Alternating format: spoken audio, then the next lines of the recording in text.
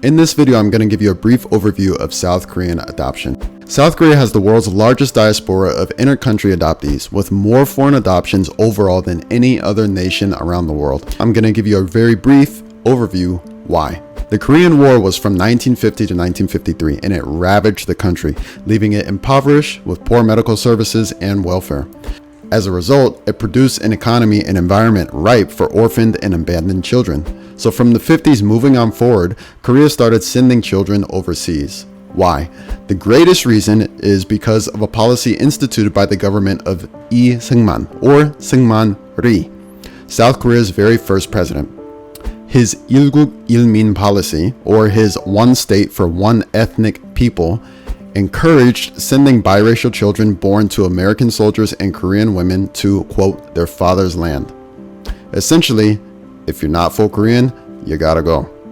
Plus, Korea is historically very conservative and wouldn't allow children born out of wedlock. One example of this is children born from American GIs and women in comfort women camps.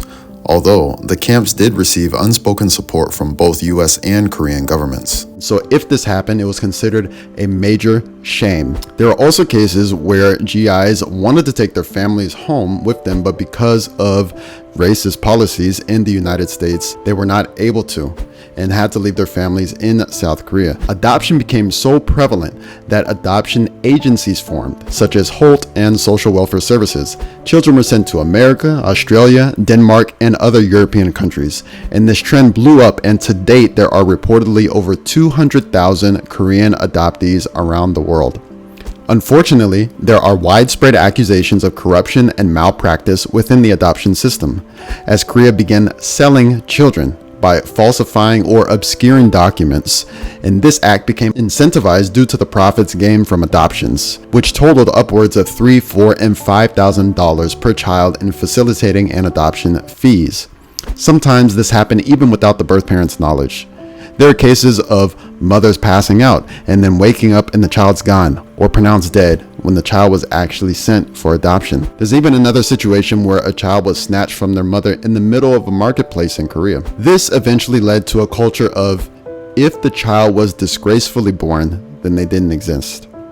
There were cases where children that were abandoned, malnourished, and then died at adoption agencies being buried in plots. Neither their birth or death were registered with the Korean government, and these actions weren't considered illegal by the Korean government.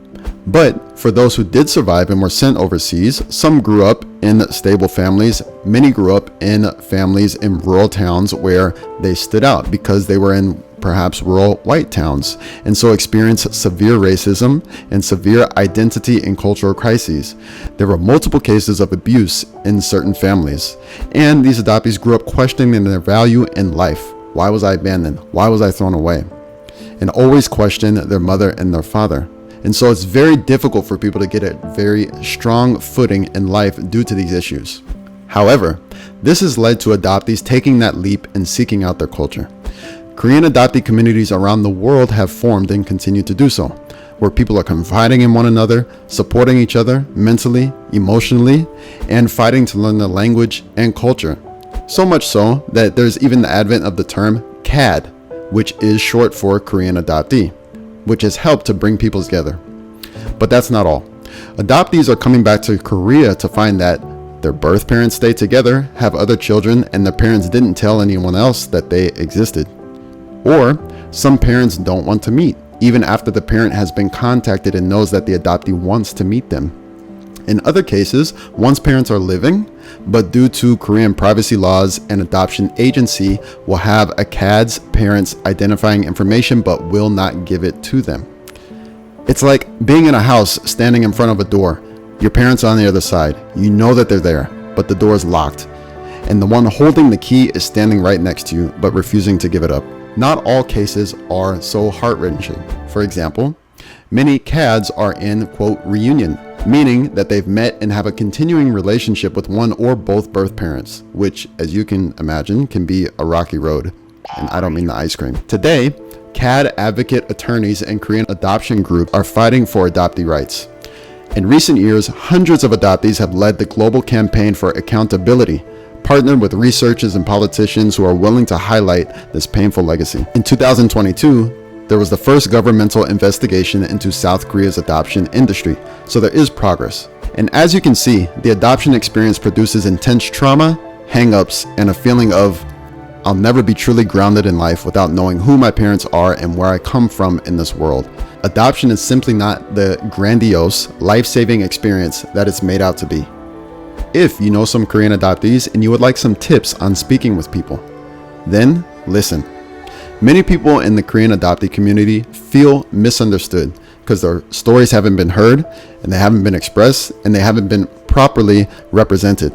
So just listen to what people have to say and don't ask intrusive questions right up front, such as what happened to your real parents. Consideration is welcome. The United States is celebrating its 70th anniversary of the US ROK Alliance, the same year, 70 years ago, that international adoptions started occurring. It is, quote, a treaty forged in blood. However, it's like adoptees have this treaty in their blood. To find out more about the South Korean adoption experience, visit the links below. And until the next video, 안녕히 가세요.